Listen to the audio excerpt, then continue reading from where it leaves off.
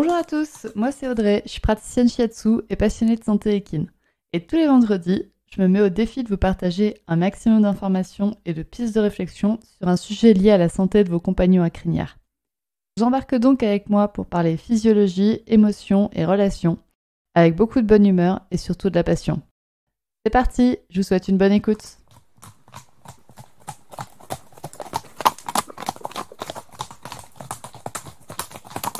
Bonjour à toutes. Dans l'épisode 12 de ce podcast, je vous avais parlé de la seconde cause de mortalité chez les chevaux, c'était la fourbure. Donc si vous avez envie d'en apprendre plus sur la fourbure, c'est l'épisode 12. Et aujourd'hui, on va parler de la première cause de mortalité chez les chevaux, c'est-à-dire les coliques. Ouais, donc j'ai encore choisi un sujet très joyeux en perspective, dis donc. Premièrement, ce qu'il faut savoir sur les coliques, c'est que c'est pas une maladie en tant que telle. Colique, ça veut juste dire douleur abdominale. La colique, c'est donc un syndrome, c'est un ensemble de symptômes qui peut avoir de très nombreuses causes. Il y a donc deux aspects importants concernant la colique. La gestion d'une crise, donc le moment où votre cheval est en colique, et après, de comprendre les causes pour éliminer efficacement les risques de rechute. Donc on va voir dans un premier temps quels sont les symptômes d'une colique. Ensuite, on verra les différents types de coliques qui existent, donc ce qui va aider votre vétérinaire à poser un diagnostic. Et donc, ce qui va vous aider à comprendre le diagnostic que votre vétérinaire a posé, surtout. Et ensuite, on verra un petit point pour prévenir les coliques et éviter que ça se reproduise. Une fois que vous savez que votre cheval en a fait, le but, c'est d'éviter qu'il en refasse. Et on finira par un petit point sur les assurances, parce que je trouve que c'est intéressant dans le cas des coliques. Donc, premièrement, quels sont les symptômes d'une colique ? Les symptômes d'une colique, on l'a dit, c'est des symptômes de douleur intense. Donc, les douleurs sont normalement plutôt situées dans l'abdomen. Cependant, les tout premiers symptômes, c'est juste de la douleur, sans pour autant que la localisation soit très claire au début. Donc votre cheval va avoir les oreilles relativement en arrière, les naseaux pincés, les lèvres serrées.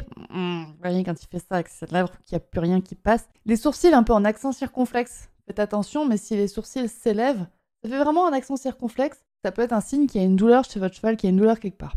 La démarche peut être légèrement modifiée également. Votre cheval va moins engager ses postérieurs parce que ramener les postérieurs sous lui, ça va comprimer l'abdomen et donc potentiellement faire mal. Donc là, vous voyez que c'est des signaux qui sont quand même très communs dans nos écuries. Je pense que dans une écurie assez classique, vous avez déjà vu un cheval avec des oreilles en arrière, avec des lèvres pincées et qui ne marche pas super bien. Mais ce qui est important à prendre en compte, c'est si vous remarquez une variation chez votre cheval. C'est-à-dire que si normalement, il ne présente pas de signe de douleur et que là, vous voyez que il en présente un petit peu, il y a des questions à se poser. Est-ce qu'il y a eu dans sa vie des variations récemment ? Est-ce qu'il a changé d'endroit ? Est-ce qu'il a changé de travail ? Est-ce qu'il a changé d'alimentation ? Ça peut être des petites questions comme ça. Est-ce qu'il a pu manger quelque chose de mauvais ou en trop grosse quantité ? Est-ce qu'il a pu manger trop de paille ? Est-ce qu'il a reçu trop de granulés ? Est-ce qu'il est rentré dans la sellerie et qu'il a bouffé tous les granulés ? Est-ce qu'il y a eu des glands, par exemple aussi ? Ça peut être plein de questions qu'il va falloir se poser. Vous pouvez aussi vous demander, est-ce que vous pouvez mettre une surveillance en place ? Si oui, laquelle ? Peut-être demander au gérant, est-ce que tu peux passer toutes les 2 heures pour voir un peu comment ça se passe ? Vous pouvez aussi vous demander qui et où est le vétérinaire qui est susceptible d'intervenir. C'est-à-dire que vous n'allez pas forcément appeler le vétérinaire dès que votre cheval a les oreilles un petit peu en arrière, mais ça peut vous faire gagner un petit peu de temps d'avoir une petite liste des vétérinaires sous la main au cas où.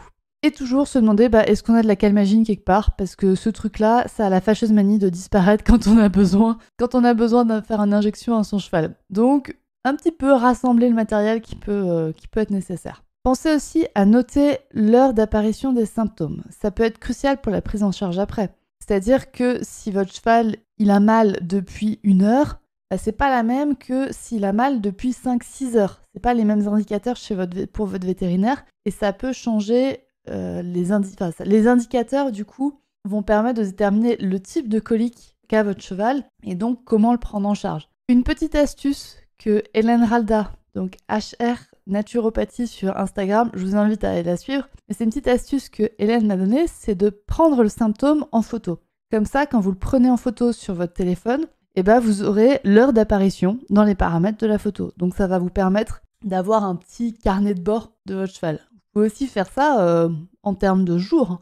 Si vous remarquez quelque chose sur votre cheval, vous le prenez en photo, ou vous le prenez en photo régulièrement, et comme ça, vous aurez la date, l'heure de prise de photo, et donc la date et l'heure d'observation de votre cheval.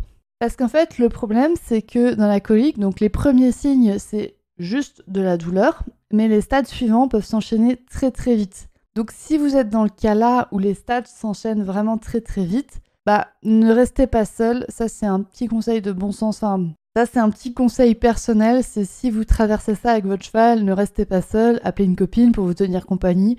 Même si c'est juste au téléphone, elle vous permettra peut-être de rester lucide. Alors, c'est là qu'il faut choisir la bonne copine quand même. Ou alors, vous pouvez choisir le gérant de l'écurie où vous êtes. Enfin, voilà. Mais essayez de ne pas rester seul parce que ça vous aidera à réfléchir. Vous allez être impliqué émotionnellement. Votre cerveau, il va plus marcher du tout. Je vous le garantis. Et donc, on va voir les stades suivants d'une colique. Et donc, qu'est-ce qui se passe ensuite une fois qu'on a vu les premiers signes de douleur. Après les premiers signes de douleur, qui sont donc non localisés, on a des signes qui sont un peu plus localisés. Donc, d'une douleur toujours légère, enfin modérée. C'est-à-dire que le cheval va gratter le sol, il va se regarder les flancs, il a un manque d'appétit, il se couche plus longtemps que la normale ou il se couche plus souvent que la normale.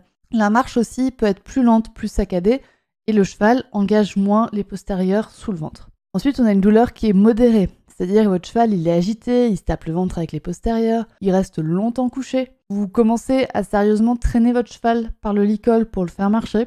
C'est les moments qui sont vraiment pas agréables là, on attaque vraiment du pas bien. Ensuite, on a les douleurs qui sont vraiment sévères, donc le cheval se roule violemment, il transpire énormément. La transpiration, c'est un signe de douleur très intense chez les chevaux. Ou encore, il se laisse juste tomber par terre. Il se laisse vraiment tomber par terre très violemment. Là, c'est vraiment paniquant pour vous. Donc, l'intérêt de ne pas rester seul. Et une douleur vraiment très sévère, en fait, il n'y a plus de signes. Votre cheval ne réagit plus. Il reste prostré dans son coin. Il n'y a plus de signes de douleur parce qu'il n'arrive plus à les montrer tellement il a mal. Donc là, bien évidemment, je vous l'ai pas dit, mais vous avez appelé le vétérinaire. À partir du moment où vous avez un cheval qui se regarde un petit peu les flancs ou un cheval qui se tape les flancs, on appelle le vétérinaire, on se pose pas la question, vous appelez le vétérinaire et voilà. Un moyen d'avoir une idée de la présence de colique ou non, c'est aussi d'écouter les bruits intestinaux de votre cheval. Pour ça, vous allez coller votre oreille contre son abdomen, là où il n'y a plus de côte, du côté droit et du côté gauche. Si vous entendez rien, c'est que vous êtes dans une vraie urgence. Mais il y a aussi des cas où vous entendez quelque chose, mais pas très bien. Et donc là, c'est intéressant de connaître le bruit normal des intestins de votre cheval. Donc pour ça, il va falloir écouter les bruits des intestins de vos chevaux quand ils ne sont pas en colique. Donc vous pouvez aller le faire dès demain. Bien évidemment, tout le long des symptômes qu'on a cités, il est important que votre cheval reste en mouvement le plus longtemps possible. Parce qu'en fait, le transit du cheval est fortement dépendant de son mouvement. C'est pas pour rien que le cheval broute en marchant, c'est vital pour son transit, les intestins sont mobilisés par le mouvement. Donc faites-le marcher, même si votre cheval ne veut pas, et le but ça va être de l'empêcher de se coucher. Donc là encore, ça peut être très intéressant d'avoir quelqu'un qui n'est pas impacté émotionnellement, parce que ça va être potentiellement quelqu'un qui va cravacher votre cheval pour le faire marcher, pour l'empêcher de se coucher. Et donc, je vous le rappelle, vous avez appelé votre vétérinaire, on est bien d'accord. Lui, il est en route, il vous a dit quoi observer. Vous lui avez demandé quoi observer et à quel moment vous le rappelez. Par exemple, vous pouvez dire on se rappelle dans 2 heures ou on se rappelle si tel ou tel symptôme se renforce ou s'évolue ou s'il y a l'apparition d'un nouveau symptôme. Et donc, votre vétérinaire vous a plus ou moins confirmé le diagnostic de colique et donc le fait de faire marcher le cheval. Parce que si c'est autre chose qu'une colique, ça peut être assez dangereux de forcer votre cheval à marcher. Je pense notamment à une myosite, à un coup de sang. Là, ça peut être dangereux de le faire marcher, donc demandez bien à votre vétérinaire qu'est-ce que je fais, est-ce que je le fais marcher, combien de temps, quand est-ce que je m'arrête. Une fois que le vétérinaire est sur place, le protocole est relativement similaire pour tous les chevaux et pour tous les types de coliques. On injecte de la calmagine, on fait un lavement d'estomac, on injecte de la paraffine par le nez, on fait une fouille rectale pour éliminer le blocage. Tout ça a pour but d'éliminer potentiellement le bouchon qui est présent dans les intestins de votre cheval, enfin dans le système digestif de votre cheval. La calmagine a pour rôle de détendre les muscles et donc elle est relativement efficace pour la plupart des coliques bénignes. Si malheureusement il y a une torsion d'une partie des intestins à cause de la colique, une opération en clinique est à prévoir. Ça passera pas à la calmagine et en faisant marcher. Mais comme je vous souhaite de ne jamais emmener votre cheval en clinique et de toute façon au moment là vous serez entouré par les vétérinaires, je vais pas parler de ça. Et on va plutôt passer aux différents types de coliques qui existent. On distingue majoritairement 2 types de coliques. Les coliques des organes du système digestif, donc estomac et intestin avec un S, donc gros intestin et intestin grêle, et les coliques d'autres organes. Donc ce qu'on appelle les vraies coliques, c'est les coliques du système digestif. Ces coliques peuvent donc toucher l'estomac, l'intestin grêle, le cacum, le côlon et le rectum. Les coliques d'estomac et du rectum sont assez vite résolues en général parce que ces organes sont assez faciles d'accès, soit par la bouche, soit par l'anus. Et dans les deux cas, les coliques sont dues à un excès de matière dans l'estomac ou dans le rectum qui ne peut pas être évacué. Le cheval ne peut pas vomir, je vous le rappelle. Et donc, le vétérinaire va pouvoir éliminer le blocage parce que c'est des organes qui sont assez accessibles. On distingue quand même deux cas. Les coliques qui sont liées à des ulcères d'estomac. Donc celles-là, c'est des douleurs d'estomac alors qu'il n'y a pas de stagnation. C'est des coliques qui sont peu intenses, mais qui peuvent se répéter souvent et surtout en cas de stress. Et on distingue aussi les coliques qui sont liées à une obstruction du rectum par des mélanomes, et donc qui vont nécessiter une ablation des mélanomes pour éviter que la colique ne revienne.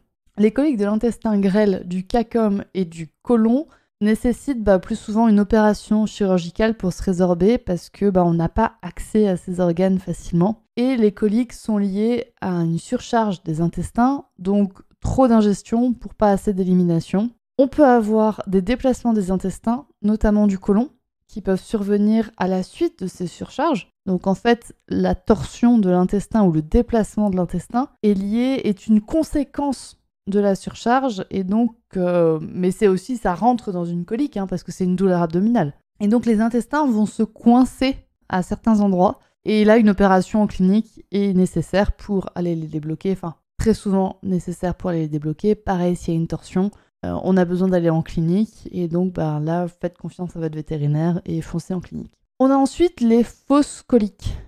Comme on l'a vu, les coliques, c'est juste des douleurs de l'abdomen. Donc ça peut venir du système digestif ou d'ailleurs.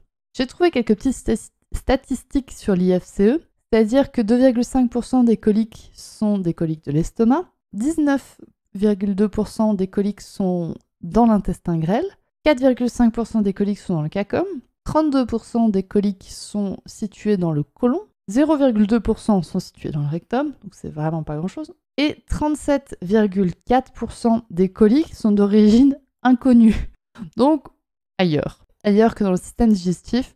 Donc ça fait quand même un gros tiers des coliques qui ne sont pas liées au système digestif, qui sont liées à d'autres organes. Dans les coliques autres, on peut distinguer les coliques utérines, donc celles-là qui sont liées, et ovariennes, qui sont liées à une torsion de l'utérus ou une contraction de l'utérus ou une torsion des ovaires ou une douleur des ovaires chez les juments. Donc les juments peuvent faire des coliques à cause de leurs organes génitaux. Donc là, c'est à voir. Ça peut être un peu pareil que pour les ulcères. Ça peut être des coliques qui sont peu intenses, mais par contre qui vont se répéter parce qu'à chaque fois que la jument est en chaleur, potentiellement va avoir des douleurs et donc va avoir des coliques. On peut avoir des coliques qui sont d'origine hépatique, c'est-à-dire que c'est lié au foie. Donc qui peut être lié à une intoxication du foie, c'est-à-dire que si votre cheval a mangé trop de choses toxiques, je pense notamment au gland, on va pouvoir avoir une douleur dans le foie qui va provoquer des coliques. On peut aussi avoir une infection du foie, donc qui va provoquer une douleur, et donc des coliques qui sont en lien avec le foie. On a également des coliques qui sont urinaires, c'est-à-dire des cystites ou des polynéphrites. C'est des infections et des inflammations des reins, potentiellement liées à des caillots qui sont présents dans le rein et qui n'arrivent pas à s'évacuer. Des cristaux qui sont présents dans le rein, on appelle ça des calculs. C'est bon, j'ai retrouvé le bon mot. Des calculs rénaux ou des calculs urinaires, donc quand ils sont localisés dans la vessie ou dans le système urinaire, ils vont se bloquer par endroits et donc ils vont provoquer des douleurs et donc une colique. On a également des coliques qui peuvent être d'origine musculaire ou squelettique, c'est-à-dire liées à une fourbure par exemple ou à une myosite. Donc c'est des inflammations musculaires ou c'est des inflammations du système squelettique, donc des inflammations des pieds, des inflammations du système sanguin, etc., qui vont causer des grosses douleurs et donc des coliques. Et on a des coliques qui sont d'origine cardiaque. Alors là, je suis désolée de vous l'apprendre, mais par contre, c'est relativement fatal. C'est-à-dire que si votre cheval fait un infarctus ou une hémorragie cardiaque, de toute façon, il va mourir dans pas longtemps. Donc là, il n'y a pas vraiment de solution. Par contre, la calmagine, en fait, va agir sur toutes les autres coliques. Donc elle va détendre les muscles d'utérus, elle peut potentiellement détendre les muscles qui sont autour du foie et donc aider le foie à aller mieux. Elles peuvent détendre le système urinaire, la calmagine peut détendre le système urinaire, elle peut détendre le système musculaire et squelettique, et donc du coup votre cheval va aller mieux avec la calmagine.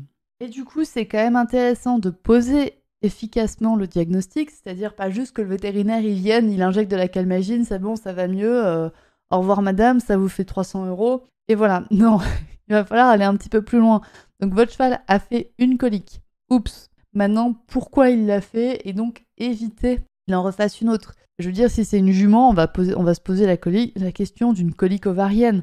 Si votre cheval il a tendance à l'embonpoint, on va se poser la question de est-ce que la colique vient pas plutôt d'une fourbure ou est-ce qu'elle vient pas d'une surcharge du foie justement. Donc tout ça, ça va être des questions qu'il va falloir explorer avec votre vétérinaire et donc qui vont demander d'autres investigations que juste je viens, j'enlève de la calmagine et je repars pour éviter les prochaines coliques, pour éviter que votre cheval n'en refasse. Parce que bien poser le diagnostic, ça va vous permettre de bien les prévenir. Donc insistez auprès de votre vétérinaire. Si votre vétérinaire vous dit juste votre cheval a fait une colique, demandez-lui ok, mais de quel organe, de pourquoi, comment c'est passé, expliquez-moi. Donc, allez creuser un petit peu plus loin pour après éliminer bien les causes. Pour tout ce qui est colique digestive, pour prévenir les coliques, il y a vraiment un intérêt à l'apport constant de fibres digestibles. C'est-à-dire que la paille, c'est peu digestible. Et ça a un intérêt, du coup, pour certains chevaux, de leur faire manger de la paille parce que c'est peu digestible, c'est peu riche, etc. Par contre, ça peut causer des coliques de paille. Donc là, le problème n'est pas tant de mettre votre cheval sur copeaux pour éviter qu'il ne bouffe de la paille, mais peut-être mettre le foin de votre cheval en filet pour que sa durée d'ingestion dure plus longtemps et donc que votre cheval ne mange pas la paille. En fait, le but, ça va pas être de lui enlever la paille, ça va être de lui donner plus de foin qui est plus digestible. Donc ça, c'est pour tout ce qui est colique du système digestif. Encore une fois, pour le système digestif, on l'a vu, il faut que les chevaux marchent pour pouvoir bien digérer. Et si votre cheval est enfermé en box, désolé de vous le dire, il ne peut pas marcher. Et donc, c'est un facteur qui va déclencher potentiellement des coliques. Donc, pensez, si votre cheval fait des coliques, à peut-être changer l'environnement de votre cheval, qui passe plus de temps au pré, qui passe plus de temps au paddock, quitte à le passer peut-être 100% au pré, avec qui est quand même un mode de vie qui est plus adapté pour les chevaux. On peut du coup aussi avoir ce problème avec des chevaux qui stagnent en fait tout l'hiver autour d'un râtelier. J'y pense à ça parce que on en a parlé un petit peu dans l'épisode précédent avec comment prendre soin de son cheval en hiver. Et si votre cheval en hiver il a du mal à marcher, il marche pas beaucoup, potentiellement il va développer des coliques. Donc pensez à augmenter le mouvement de votre cheval pour qu'il digère mieux et donc éviter ces stases de nourriture qui vont créer des douleurs abdominales et donc des coliques. Pour tout ce qui est coliques qui ne sont pas du système digestif, il va falloir vraiment bien poser le diagnostic pour comprendre d'où vient la colique et donc essayer de la prévenir. Si votre jument a des douleurs ovariennes régulièrement, il va peut-être falloir penser à un soutien médicamenteux ou en phytothérapie ou en pratique manuelle comme le shiatsu ou les massages pour aider votre jument à avoir moins mal aux ovaires et aux organes génitaux et donc moins faire de coliques. Si votre cheval a tendance à avoir une surcharge du foie, on va éviter déjà de lui causer une intoxication. Donc si le sujet de l'intoxication, par exemple les glands, est toujours présent dans l'environnement de votre cheval, on les supprime. Et on va éviter les autres intoxications. On va peut-être potentiellement penser à un drainage du foie s'il est vraiment surchargé. Si votre cheval a tendance à faire des fourbures et donc que ça lui cause des coliques, on va prévenir les causes de la fourbure et pas seulement les causes de la colique, même si elles sont relativement proches. Donc voilà, il y a vraiment un intérêt à bien poser le diagnostic pour après bien prévenir la colique. Dans tous les cas, faites attention quand il y a un changement de lieu de vie de votre cheval. Parce que les changements vont potentiellement générer du stress ou potentiellement générer moins de mouvement, donc potentiellement générer des coliques. Pensez également à faire attention quand il y a un changement d'alimentation. Par changement d'alimentation, j'entends si votre cheval change par exemple de foin, s'il change de granulés, si maintenant il a des granulés alors qu'il n'en avait pas, etc. Je pense aussi à l'eau. Faites attention à faire bien boire les chevaux pour éviter qu'ils aient des coliques. Et s'il y a un changement de volume d'eau, par exemple si en hiver ils boivent moins, ça peut générer des coliques, donc pensez aussi à ça. Pensez à faire attention s'il y a un changement d'effort. C'est-à-dire que si votre cheval n'a pas l'habitude de faire des efforts physiques et que d'un coup il doit en faire, potentiellement ça peut causer une colique. Ou à l'inverse, si votre cheval a tendance à faire beaucoup d'efforts physiques, c'est-à-dire que si vous le sortez 6 jours sur 7 et que du jour au lendemain vous ne le sortez plus pour X ou Y raison, faites attention, ça peut causer des coliques. Je tiens aussi à attirer votre attention sur les transports. Les transports peuvent être très stressants pour certains chevaux. En plus, ils mangent moins ou ils vont manger énormément parce que justement, ils sont stressés. Donc, faites attention pendant les transports. Et puis en même temps, ils ne marchent pas pendant les transports. Mais pour autant, ça leur demande un effort physique plus le stress. Donc tout ça peut mettre en jeu la digestion de votre cheval et donc potentiellement causer des coliques. Voilà, on a fait à peu près le tour, on a vu quels sont les symptômes d'une colique, comment les repérer, on a vu les différents types de coliques, comment les prévenir. Et je tiens maintenant à vous faire un petit point sur les assurances. Je ne suis pas spécialement pour les assurances. Dans ma tête, si vous payez une assurance, je vous recommande en fait de prendre l'argent que vous versez pour l'assurance tous les mois et de le mettre sur un compte en banque séparé. Ça vous fera une cagnotte et au moins ça sera valable pour tous les problèmes vétérinaires et vous n'aurez pas à tout justifier auprès de votre assureur. Maintenant, pour les coliques, je suis d'accord qu'il y a un gros intérêt sur les assurances parce que la plupart des assurances maladie pour vos chevaux couvrent très bien les frais vétérinaires qui sont liés à des coliques. Surtout si vous devez passer par la case clinique parce que c'est une case qui coûte relativement cher. Donc si vous avez peur des coliques ou si votre cheval est dans un environnement où potentiellement il peut y avoir des coliques, par exemple si votre cheval vit en boxe avec une sortie de 2 heures au paddock par jour, ça peut être très très intéressant de réfléchir à une assurance maladie pour lui. Je pense aussi à ça si votre cheval a déjà fait une colique parce que la présence d'une colique, si votre cheval a déjà fait une colique, il y a plus de probabilité qu'il en refasse d'autres. Donc renseignez-vous auprès des assurances. Par contre, au niveau des assurances, si votre cheval a déjà fait une colique et que vous voulez le faire assurer pour des coliques, je ne sais pas exactement comment ça se passe. Est-ce qu'ils vont vraiment vous le prendre ? Je ne sais pas, c'est à voir. Mais dans tous les cas, moi je trouve que c'est intéressant de se renseigner sur les assurances si votre cheval est sensible aux coliques, parce que pour moi c'est à peu près le seul intérêt des assurances, c'est de prévenir les fins, c'est de rembourser en cas de gros frais vétérinaires pour des coliques. Mais encore une fois, moi, ma façon de faire, c'est que l'argent qui est destiné aux assurances, ça va sur un compte en banque qui est séparé et ça vous permet de payer tous les frais vétérinaires, même ceux qui ne sont pas pris en charge par une assurance. Voilà, c'était le petit mot de la fin pour cet épisode sur les coliques. J'espère qu'il vous a plu et je vous dis à très bientôt pour un prochain épisode. Et voilà, c'est terminé pour aujourd'hui. J'espère que cet épisode vous a plu. Si c'est le cas, n'hésitez pas à partager le podcast à une personne qui veut aussi en apprendre plus sur les chevaux avec vous. Et retrouvez l'ensemble des informations et des liens en description de l'épisode, ainsi que sur le site www.murmure-animal.fr. Si vous avez des idées, des suggestions, ou si vous avez juste envie de me dire que vous avez trop aimé cet épisode, vous pouvez me laisser des petits mots sur Instagram à murmure.animal.shiatsu. Et n'oubliez pas de vous abonner à Murmuricain sur votre plateforme d'écoute préférée pour ne louper aucun épisode. On se retrouve vendredi prochain pour un nouvel épisode, et sur ce, bon week-end!